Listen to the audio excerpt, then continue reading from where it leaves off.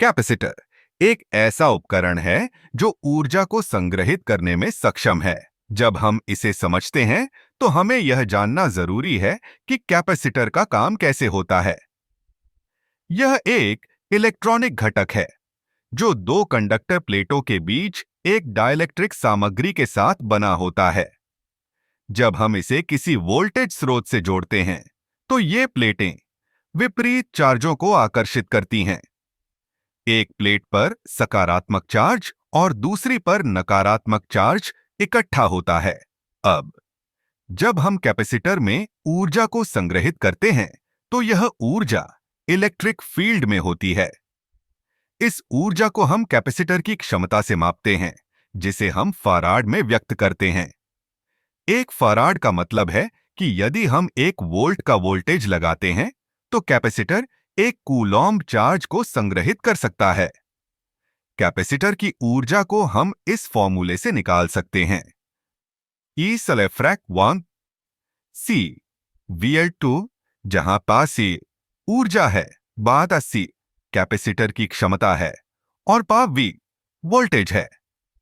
यह फॉर्मूला हमें बताता है कि ऊर्जा कैसे वोल्टेज के वर्ग के साथ बढ़ती है। इसका मतलब है कि यदि हम वोल्टेज को दोगुना करते हैं तो ऊर्जा 4 गुना बढ़ जाती है।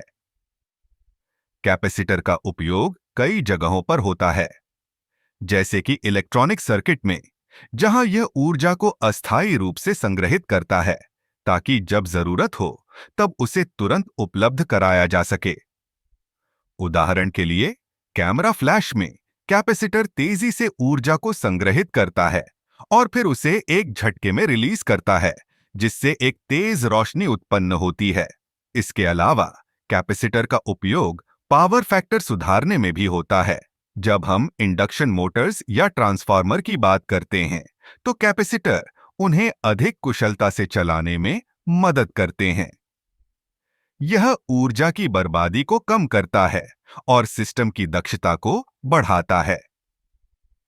कैपेसिटर की एक और दिलचस्प विशेषता है कि यह उच्च आवृत्ति सिग्नल को पास कर सकता है। इसका मतलब है कि यह रेडियो और टेलीविजन सिग्नल को संचालित करने में मदद करता है। जब हम किसी सर्किट में कैपेसिटर लगाते हैं तो यह उच्च आवृत्ति सिग्नल को आसानी से गुजरने देता है, जबकि निम्न आवृत्ति सिग्नल को रोकता है। इस तरह कैपेसिटर न केवल ऊर्जा संग्रहित करने का एक साधन है, बल्कि यह इलेक्ट्रॉनिक सर्किट के कई महत्वपूर्ण कार्यों में भी सहायक होता है।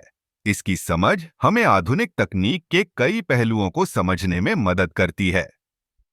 कैपेसिटर के सिद्धांत को जानकर हम न केवल विज्ञान में बल्कि रोजमर्रा की जिंदगी में भी इसके उपयोग को बेहतर तरीके से समझ सकते हैं।